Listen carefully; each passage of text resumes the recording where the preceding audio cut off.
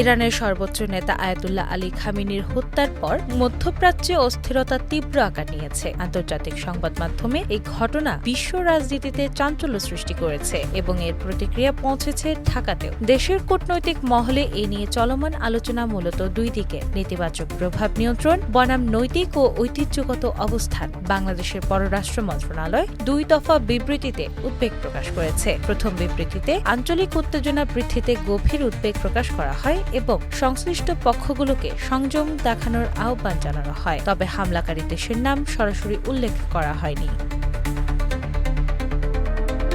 দ্বিতীয় বিবৃতিতেও খামেনির মৃত্যুর সংবাদে দুঃখ প্রকাশের পাশাপাশি শান্তিপূর্ণ সমাধানের জন্য কূটনৈতিক উদ্যোগ জোরদারের আহ্বান জানানো হয়, কিন্তু হামলাকারীদের নাম এড়িয়ে যাওয়া হয়েছে। সামাজিক ও কূটনৈতিক অঙ্গনে এই বিষয়ে বিভক্ত প্রতিক্রিয়া দেখা গেছে। এক পক্ষ মনে করছে আন্তর্জাতিক আইনভিত্তিক স্পষ্ট নিন্দা জানানো উচিত ছিল, অন্যদিকে অনেকে মনে করেন উত্তেজনাপূর্ণ আঞ্চলিক পরিস্থিতিতে সংযমী ভাষা নিয়েই দায়িত্বশীল কূটনীতি সম্ভব।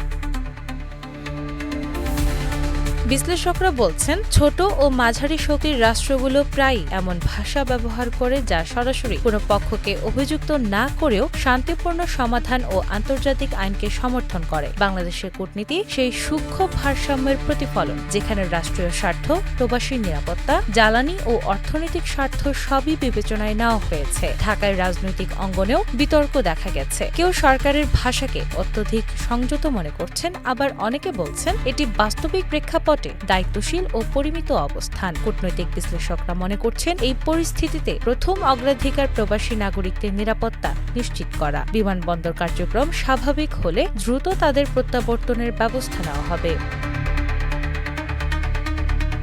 আন্তর্জাতিক কূটনীতিতে শব্দের নির্বাচনের গুরুত্ব অনেক বেশি। নিন্দা, দুঃখ প্রকাশ, উদ্বেগ বা সংযমের আহ্বান, প্রতিটি শব্দ রাজনৈতিক সংকেত বহন করে। বাংলাদেশের সাম্প্রতিক বিবৃতি সেই সূক্ষ্ম হিসাবেরই প্রতিফলন, যেখানে নৈতিক অবস্থান, আঞ্চলিক স্থিতিশীলতা এবং জাতীয় স্বার্থ একসাথে সমন্বয় করা হয়েছে। বিশ্লেষকরা সতর্ক করছেন, যদি মধ্যপ্রাচ্যের উত্তেজনা দীর্ঘায়িত হয় তাহলে 3টি ক্ষেত্রে প্রভাব পড়তে পারে। 1. প্রবাসী বাংলাদেশিদের নিরাপত্তা ঝুঁকিতে পড়তে পারে। 2. তেলের আন্তর্জাতিক বাজারে অস্থিরতার কারণে দেশের জ্বালানি ব্যয় বাড়তে পারে। 3. পশ্চিমা দেশ ও মুসলিম সংখ্যাগরিষ্ঠ রাষ্ট্রের প্রত্যাশার মধ্যে ভারসাম্য রক্ষা কঠিন হবে।